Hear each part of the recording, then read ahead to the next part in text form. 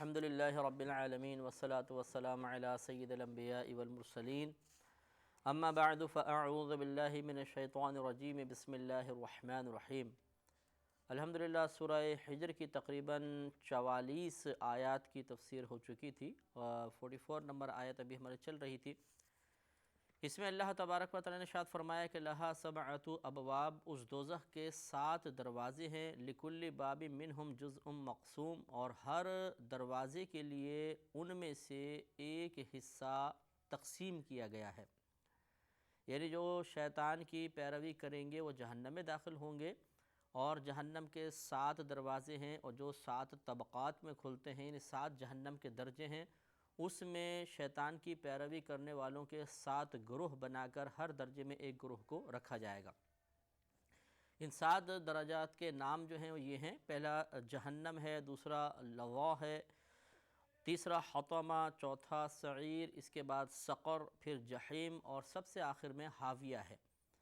اور یہ یاد رکھیں کہ جو منافق اعتقادی ہوتے ہیں، یعنی وہ شخص کہ جو بظاہر کلمہ اسلام پڑھتا ہے لیکن دل سے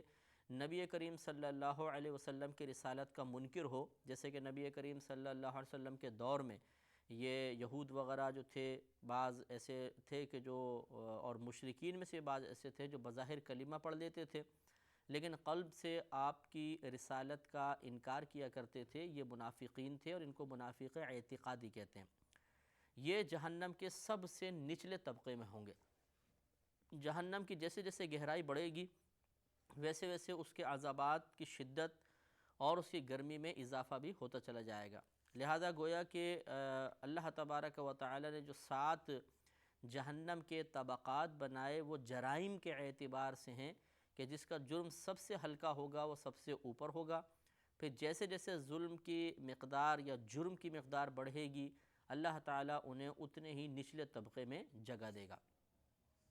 لیکن اللہ تعالیٰ سب کو جہنم سے محفوظ فرمائے۔ بہرحال اس کا چاہے سب سے اسفل طبقہ ہو یا سب سے اعلیٰ ہو،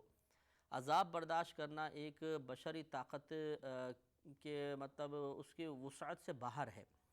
اس لیے کہ نبی کریم صلی اللہ علیہ وسلم ارشاد فرماتے ہیں کہ جہنم میں سب سے ہلکا عذاب اس شخص کو ہوگا جسے آگ کے 2 جوتے پہنا دیے جائیں گے، جس کی بنا پر اس کا دماغ بالکل اس طرح کھول رہا ہوگا جیسے ہانڈی کو چولہے پہ چڑھا دیا جائے تو اس کا پانی کھولتا ہے، ایسا دماغ اس کو ابل رہا ہوگا۔ جیسے آپ نے کبھی یہ کیفیت محسوس کی ہو کہ انسان کو بخار چڑھتا ہے تو سر میں درد ہو جاتا ہے، یا ویسے بھی بعض اوقات سر میں درد ہوتا ہے، بعضوں کو تو دائمی طور پہ رہتا ہے، تو بعض اوقات اس درد کی شدت اتنی زیادہ ہوتی ہے کہ انسان کا دل چاہتا ہے کہ کوئی پتھر اٹھا کے اپنے سر پر مار لے، اور اندر سے جو مطلب بھیجا جس کو ہم کہتے ہیں وہ ایسا لگتا ہے کہ ہلتا ہوا محسوس ہوتا ہے کہ سر علیحدہ ہے اور بھیجا علیحدہ ہے، شدید درد۔ تو یہ دنیاوی درد ہے، اخروی درد، یہ دنیاوی درد اخروی درد کا عشر عشیر بھی نہیں ہے، یعنی 1000واں حصہ بھی نہیں ہے، وہاں پہ اتنا شدید عذاب ہوگا۔ تو سب سے ہلکا عذاب یہ ہے، تو اس سے زیادہ شدید عذاب، پھر اس سے زیادہ بڑے بڑے عذاب وہ کس قدر ہولناک ہوں گے۔ بہرحال اللہ تبارک و تعالی ہم سب کو اس سے محفوظ فرمائے۔ تو پیچھے چونکہ شیطان نے آدم علیہ السلام کو سجدہ کرنے سے انکار کیا، اللہ تبارک و تعالی سے اس نے مہلت طلب کی، اللہ نے اس کو قیامت تک مہلت عطا فرمائی، جیسے کہ کل کے ہمارے درس میں گزرا تھا۔ تو اس سے یہ معلوم ہوا کہ اب شیطان مرے گا نہیں، قیامت تک اس کو موت نہیں آئے گی، یہ ضرور زندہ رہے گا، اور ہزاروں سال اس کی اللہ نے عمر رکھ دی ہے، اور یہ لوگوں کو بہکاتا رہے گا۔ اور یہ نص قطعی سے ثابت ہے کہ یہ اب نہیں مر سکتا، لہٰذا کوئی ایسا وظیفہ اختیار کرنا، کوئی ایسا عمل اختیار کرنا کہ جس کے ذریعے ہم شیطان کو جان سے مارنے کی کوشش کریں، یہ عبث اور بیکار ہے، کیونکہ اللہ تبارک و تعالی نے فیصلہ فرما لیا ہے کہ شیطان کو قیامت تک زندہ رکھنا ہے، اور اب جو اس کی اطاعت کرتا رہے گا اللہ تعالیٰ اس سے ناراض ہوگا، ان سب کو جہنم میں ڈالے گا، اور جو اطاعت کرے گا اس کا جتنا اطاعت کا درجہ اعلیٰ ہوگا، جتنا اسفل ہوگا، اسی اعتبار سے وہ طبقات جہنم کا شکار ہوگا۔ اب جیسے کہ ہم نے آپ کو بتایا کہ اکثر اسلوب قرآن ہے کہ اللہ تبارک و تعالی جب مومنین کا تذکرہ فرماتا ہے تو تقابل میں منافقین یا کفار کا ذکر ہوتا ہے تو مومنین کا، جہنم کا تذکرہ ہے تو جنت کا تذکرہ ہے تو جہنم کا، دنیا کا تو آخرت کا ہے تو اس کے مقابلے میں دنیا کی حقارت کو ذکر کیا جاتا ہے۔ اسی طرح یہاں پہ چونکہ ابھی جہنم کا تذکرہ ہوا، آگے اللہ تبارک و تعالیٰ نے پھر جنت کے احوال بیان فرمانا شروع فرمائے۔ اور یہ بھی پہلے میں آپ کو عرض کر چکا ہوں کہ اس میں حکمت یہ پوشیدہ ہے کہ انسان کا نفس ایک بچے کی مانند ہوتا ہے، یعنی طبیعت کے اعتبار سے ایک بچے کی مانند ہے۔ اگر اب آپ بچے کو کسی کام کی طرف مائل کرنا چاہیں اور وہ اطاعت نہیں کر رہا ہو تو آپ دو طریقوں میں سے کوئی ایک طریقہ اختیار کرتے ہیں، یا تو اسے ڈانٹتے ہیں، مارتے ہیں، جھڑکتے ہیں تو خوف کی وجہ سے وہ مائل ہو جاتا ہے، اور یا آپ اسے انعام کا لالچ دیتے ہیں، بھئی تمہیں گاڑی دلا دیں گے یہ کام کر لو، تمہیں مٹھائی دلائیں گے یہ کام کر لو، چاکلیٹ دلائیں گے یہ کام کر لو، تو بچہ پھر وہ کام کر لیتا ہے۔ اسی طرح نفس کی حالت ہے کہ نفس جو ہے جب اس کو خوف کی بات بتائی جائے، عذابات کے واقعات سنائے جائیں، تبھی ڈر کر اطاعت کی طرف مائل ہو جاتا ہے، اور انسان کی عبادات کی راہ میں اور گناہوں سے بچنے کی راہ میں رکاوٹ نہیں بنتا۔ اور اسی طرح اگر اس کو انعامات کا لالچ دیا جائے، انعام سنائے جائیں تو اس میں ترغیب پیدا ہوتی ہے اور یہ اس اثر کو قبول کرتا ہے اور فوراً اطاعت کی طرف مائل ہو جاتا ہے۔ لہٰذا آگے اللہ تعالیٰ نے پیشے عذاب کا ذکر فرمایا تو آگے پھر انعام کا تذکرہ فرمایا کہ ان المتقین فی جنات و عیون، بے شک متقین اللہ تعالیٰ سے ڈرنے والے باغات اور چشموں میں ہوں گے۔ چشموں میں سے مراد یہ نہیں کہ چشموں میں اتر جائیں گے، یعنی ان کے لیے باغات ہوں گے اور اللہ تعالیٰ ان باغات میں چشمے عطا فرمائے گا۔ انتہائی میٹھا پانی ہوگا، نفیس پانی ہوگا، اور ایسا پانی کہ جس کو پئیں تو وہ توانائی سے بھرپور ہوگا، ذائقہ اس کا انتہائی خوشگوار ہوگا، اور جتنا مرضی پی جائیں پیٹ کے اوپر کوئی بوجھ، کوئی گرانی نہیں ہوگی۔ ان سے کہا جائے گا ادخلوها بسلام آمنین، تم ان باغات میں سلامتی کے ساتھ داخل ہو جاؤ اس حال میں کہ تم امن والے ہو، یعنی بالکل امن والی حالت میں تم سلامتی کے ساتھ ان باغات میں داخل ہو جاؤ۔ امن کا مطلب کہ بالکل کسی قسم کی تکلیف، پریشانی، اذیت وغیرہ نہیں ہوگی۔ لہٰذا جیسے آپ کو یہ حدیث ہم نے پہلے بھی عرض کی تھی، مسلم شریف کی حدیث ہے، نبی کریم صلی اللہ علیہ وسلم کا فرمان مبارک ہے کہ جب جنتی جنت میں چلے جائیں گے تو ایک فرشتہ اس طرح ندا کرے گا کہ اے لوگو خوش ہو جاؤ، اب تم ہمیشہ جنت میں رہو گے، کبھی اس سے نہیں نکالے جاؤ گے، تم ہمیشہ خوش رہو گے، تمہیں کوئی غم نہیں پہنچے گا، تم ہمیشہ جوان رہو گے، کبھی تم پر بڑھاپا نہیں آئے گا، اور تم ہمیشہ تندرست رہو گے، تم کبھی بیمار نہیں پڑو گے۔ تو آپ اندازہ کریں کہ یہ ہر چیز سے امن دے دی اللہ نے، ہمیں بیماری سے امن عطا فرمائے گا، ہر قسم کے خوف سے امن عطا فرمائے گا، ہر قسم کی ٹینشن سے امن عطا فرمائے گا۔ لہٰذا یہ دنیا ہی ٹینشن کا گھر ہے، یہیں پہ پریشانیاں ہیں۔ اگر اللہ تعالیٰ کی عطا سے، اس کے کرم سے، فضل سے، رحمت سے ہم داخل جنت ہو گئے تو انشاءاللہ پھر کوئی عذاب نہیں ہوگا۔ وَنَزَعْنَا مَا فِي صُدُورِهِم مِّن غِلٍّ إِخْوَانًا عَلَى سُرُرٍ مُتَقَابِلِينَ، اور ہم نے ان جنتیوں کے سینے میں جو کچھ کینے تھے سب کے سب کھینچ لیے، یہ آپس میں بھائی ہیں اور تختوں پر، سررن تختوں پر روبرو بیٹھے ہوئے ہیں، ایک دوسرے کے مقابل بیٹھے ہوئے ہیں۔ تو اس میں یہ خبر دے دی کہ اگر دنیا میں کوئی ایسے لوگ ہوں گے کہ بالفاظ کسی بھی وجہ سے دلوں میں کینہ پیدا ہو گیا، ایک دوسرے سے لڑائی جھگڑا ہو گیا، کوئی نفرت بیٹھ گئی، کوئی حسد تھا، کچھ بھی مسئلہ تھا، لیکن جب یہ جنت میں داخل ہوں گے تو اللہ تبارک و تعالی ان کے قلوب کو بالکل صاف فرما دے گا، کوئی رنجش نہیں، کوئی شکوہ نہیں، کوئی شکایت نہیں، کوئی کسی دوسرے سے متعلق کینہ، بغض وغیرہ نہیں ہوگا، بالکل صاف پاکیزہ قلوب ہوں گے۔ اس سے اس بات کا بھی جواب ہو گیا، جیسے بعض بہنیں ہوتی ہیں، شوہر ظالم ہے تو وہ سوال کرتی ہیں کہ کیا ہم جنت میں بھی اسی شخص کے ساتھ ہوں گے؟ اگر اس کے ساتھ ہوں گے تو وہاں پہ بھی زندگی عذاب بنائے گا، یعنی دنیا کی زندگی کو، اخروی زندگی کو دنیاوی زندگی پہ قیاس کرتے ہیں کہ جیسے یہاں پر میں اس سے نفرت رکھتی ہوں اس کے ظلم کی وجہ سے، تو وہاں اس کے ساتھ گزارا کیسے ہوگا؟ تو اس کا جواب یہ آیت ہے کہ جب آپ داخل جنت ہو جائیں گی تو انشاءاللہ عز و جل وہاں پر پہلے ایک دم قلب کی صفائی ہو جائے گی، اور اس شخص کو دیکھ کے کوئی نفرت، کوئی کراہت پیدا نہیں ہوگی، نہ وہ واقعات یاد آئیں گے جس کی وجہ سے آپ کے دل میں دوبارہ کینہ پیدا ہو سکتا ہو، کیونکہ جنت ہر قسم کی گندگی سے پاک و صاف ہے۔ ہر اس تصور سے اللہ تعالیٰ نے جنتی کو محفوظ کر دیا ہے جو اس کے لیے قلبی اذیت کا، ٹینشن کا، دکھ کا، تکلیف کا، رنج کا، اذیت کا سبب بنے۔ بالکل صاف، جیسی جنت میں جائے گا پچھلے تمام فکریں بھول جائیں گی۔ نبی کریم صلی اللہ علیہ وسلم ارشاد فرماتے ہیں کہ جب جہنمی کو جہنم میں ڈالا جائے گا تو فرشتہ ایک جہنم کی نہر میں اس کو غوطہ دے گا، اور غوطہ دینے کے بعد اس سے کہے گا بتا دنیا میں تو نے کوئی نعمت دیکھی تھی؟ تو وہ کہے گا خدا کی قسم میں نے کوئی نعمت نہیں دیکھی۔ یعنی جہنمی نہر کا ایک غوطہ اسے دنیاوی تمام آسائشیں اور نعمتیں بھلا دے گا۔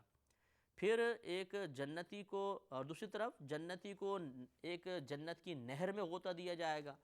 جس نے ایسے شخص کو سرکار فرماتے ہیں جس نے دنیا میں بڑی اذیتیں اور تکلیفیں برداشت کی تھیں، اور پھر اس سے پوچھا جائے گا کہ بتاؤ تم نے دنیا میں کوئی تکلیف دیکھی تھی؟ وہ جواب دے گا خدا کی قسم میں نے کوئی تکلیف دیکھی ہی نہیں۔ تو معلوم یہ ہوا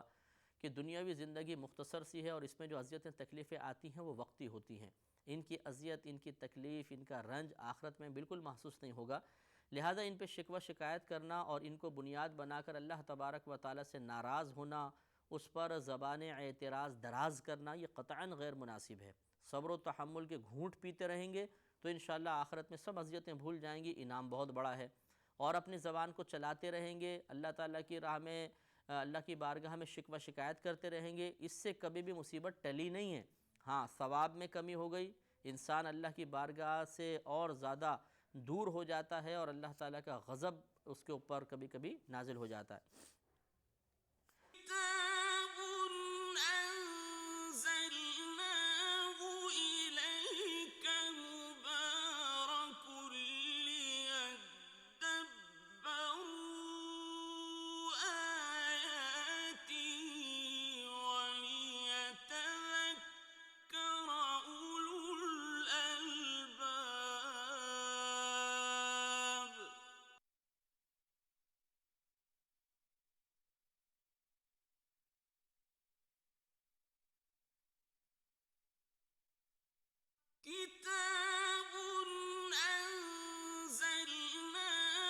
إليك مبارك ليدبروا آياته وليتذكر أولو الألباب۔ لا يمسه فيها نصب، انہیں ان باغات میں کوئی تکلیف نہیں پہنچے گی، وما ہم منہا بمخرجین، اور نہ وہ اس سے نکالے جائیں گے۔ یہ وہی حدیث کا مفہوم دیکھیں، واضح طور پہ نص قرآنی سے ثابت ہوا، یا نص قرآنی کا مضمون نبی کریم صلی اللہ علیہ وسلم نے بیان فرمایا کہ اللہ تعالیٰ نے بیان فرما دیا کہ انہیں نہ تو کوئی تکلیف پہنچے گی اور نہ وہ وہاں سے کبھی نکالے جائیں گے۔ تو معلوم یہ ہوا کوئی تکلیف نہیں پہنچے گی۔ تو ہر وہ چیز جو تکلیف، رنج، کوفت کا سبب بنے وہاں پر نہیں ہوگی۔ لہٰذا معلوم ہوا کہ چاہے وہاں پہ آپ ہر وقت جاگتے رہیں کوئی تکلیف نہیں ہوگی، کچھ بھی نہ کھائیں پئیں کوئی تکلیف نہیں ہوگی، خوب کھائیں، دبا کے زبردست قسم کا کھائیں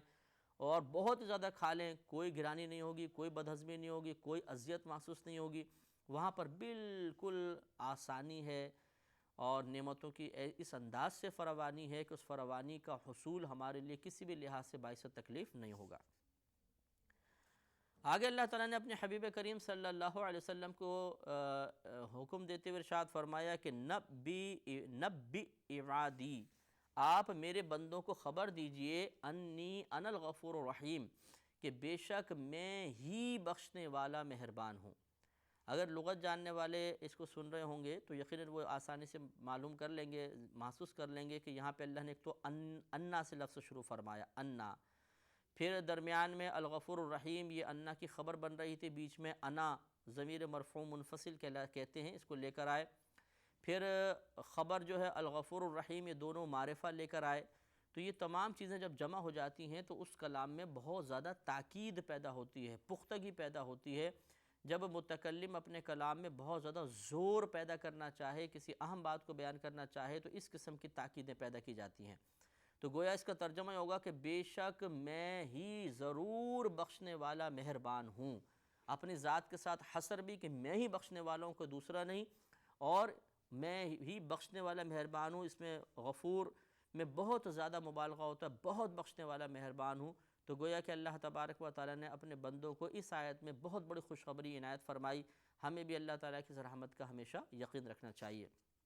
لیکن ساتھ ہی ساتھ فرمایا وَأَنَّ عَذَابِي هُوَ الْعَذَابُ الْأَلِيمُ، وہی بالکل ترتیب کے ساتھ اس آیت کو بھی لے کر آئے، اور بے شک میرا عذاب وہ ہی دردناک عذاب ہے، یعنی میرا عذاب ہی دردناک عذاب ہے۔